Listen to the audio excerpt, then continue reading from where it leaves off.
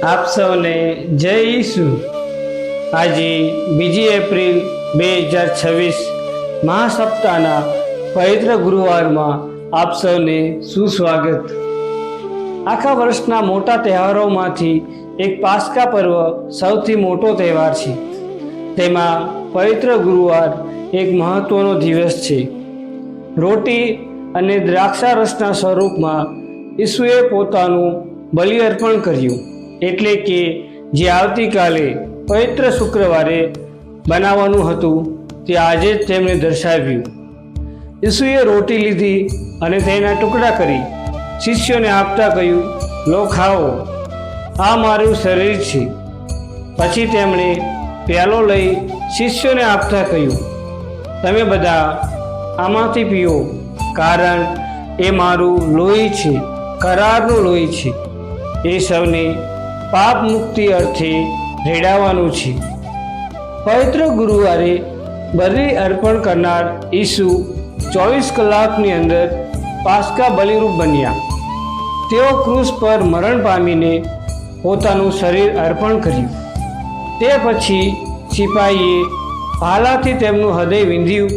તેમાંથી આપણી સૌની મુક્તિ માટે ઈસુનું છેલ્લું લોહીનું ટીપું પણ અર્પણ થયું। પ્રિય ભાઈઓ અને બહેનો, પવિત્ર ગુરુવાર આપણને આપતો પહેલો પાઠ એ છે કે ઈસુની જેમ પોતાના જીવનને બીજાઓ માટે અર્પણ કરવાની કાલ્વરી આમંત્રણ છે। બલિ અર્પણ કરનાર અને બલિરૂપ વચ્ચેનું અંતર આપણે ઓળખવું જોઈએ। પવિત્ર ગુરુવાર આપણને આ યાદ અપાવે છે। જૂના કરારમાં ઇસ્રાયેલીઓના પાસ્કા ઉત્સવમાં ઘેટાના બલિ સાથે તેઓ કડવી ભાજી પણ ખાતા। આજે આપણે જે કડવું પાણી પીએ છીએ તે તેની યાદ છે। તેમજ તેઓ આથા વગરની રોટલી ખાતા અને આજ પણ આપણે બનાવીએ છીએ। આ બધાનો અર્થ એ છે કે તેઓ વર્ષમાં એક વખત પોતાના પૂર્વજોએ ભોગવેલા દુઃખોને નવી પેઢી સાથે યાદ કરે છે। તેમના પૂર્વજો મિસ્રમાં કાદવમાં કામ કરતા અને ગુલામ તરીકે જીવન જીવતા હતા। તેની યાદ માટે આથા વગરની રોટલી ખાતા હતા। એનું કારણ કે ત્યારે તેમને રોટલીને આથો આપવા માટે સમય ન હતો। ઈશ્વરે બતાવેલા માર્ગે તેઓ ગુલામીથી દોડીને બહાર નીકળી રહ્યા હતા। ટૂંકમાં કહીએ તો આપણે આપણા જીવનમાં પસાર કરેલા માર્ગોને યાદ રાખવા જોઈએ। પાસ્કા શબ્દોનો અર્થ એ છે કે પસાર થવું।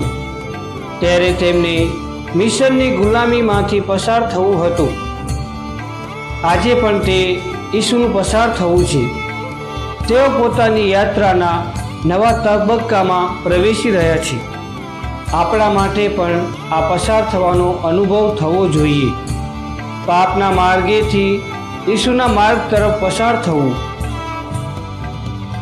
યોહાનના શુભ સંદેશમાં આપણે પગ ધોવાનો પ્રસંગ જોઈએ છીએ। બીજા શુભ સંદેશોમાં પવિત્ર પરમપ્રસાદની સ્થાપના જોવા મળે છે। આ બંનેનો એક તત્વ છે, તે પાસ્કા ભોજન કહેવાય છે। પાસ્કા એટલે નવસર્જનની વાત છે। એના માટે શૂન્યવત બનવું પડે। ઈશ્વર પુત્ર પ્રભુ ઈસુ શૂન્યવત બન્યા।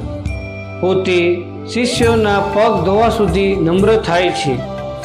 એ જ પવિત્ર પરમપ્રસાદનો અર્થ છે।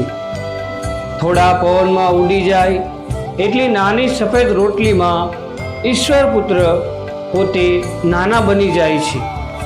આથી નાના બનવાનો પાઠ પાસ્કા આપણને શીખવે છે।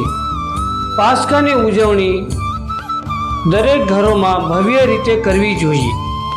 આજે ખાસ કરીને 2 બાબતો માટે પ્રાર્થના કરવી જોઈએ: પુરોહિત પદો, પવિત્ર પરમપ્રસાદના સ્નાન સંસ્કારની સ્થાપના। ધર્મસભામાં 7 સંસ્કારો છે, પરંતુ પાસ્કા તે દિવસની યાદ છે જ્યારે 2 મહત્વપૂર્ણ સંસ્કાર સ્થાપિત થાય છે: પુરોહિત પદ અને પવિત્ર પરમપ્રસાદ। ઈસુએ પોતાના ક્રૂસ મરણના એક દિવસ પહેલા આ સ્થાપિત કર્યો.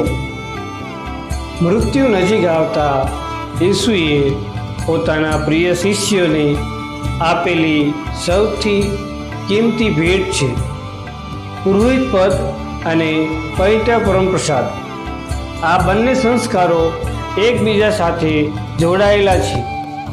પુરોહિત પદ વગર પવિત્ર પરમપ્રસાદ નથી. પવિત્ર પરમપ્રસાદ વગર પુરોહિત પદનો અર્થ નથી. આથી આપણે આ બંને માટે ઈશ્વરનો આભાર માનવો જોઈએ અને પુરોહિતો માટે પ્રાર્થના કરવી જોઈએ. એક જ પ્યાલા અને રોટીમાં ભાગ લેવાનો એકતાનો સંસ્કાર છે. પવિત્ર પરમપ્રસાદ આજે પવિત્ર પરમપ્રસાદ ક્યારેક ટીકાનું કારણ બને છે અને પુરોહિતો પર હુમલા પણ થાય છે. શૈતાન વિચારે છે કે જો પુરોહિત પદ તૂટશે અને પવિત્ર પરમપ્રસાદ વિખેરાશે તો ધર્મસભાને નુકસાન થશે. આથી પુરોહિત પદ અને પવિત્ર પરમપ્રસાદને પ્રેમ કરો. પરમ પૂજામાં ભક્તિપૂર્વક ભાગ લો. પ્રાર્થના કરો. આજની ખાસ વિધિઓ ધ્યાનથી જુઓ. જ્યારે પુરોહિત શિષ્યોના પગ ધોઈને ચુંબન કરે છે ત્યારે આપણે નમ્રતાનો પાઠ શીખવો જોઈએ. નમ્રતા શીખવાનો દિવસ છે પાસ્કાનો દિવસ. આમીન.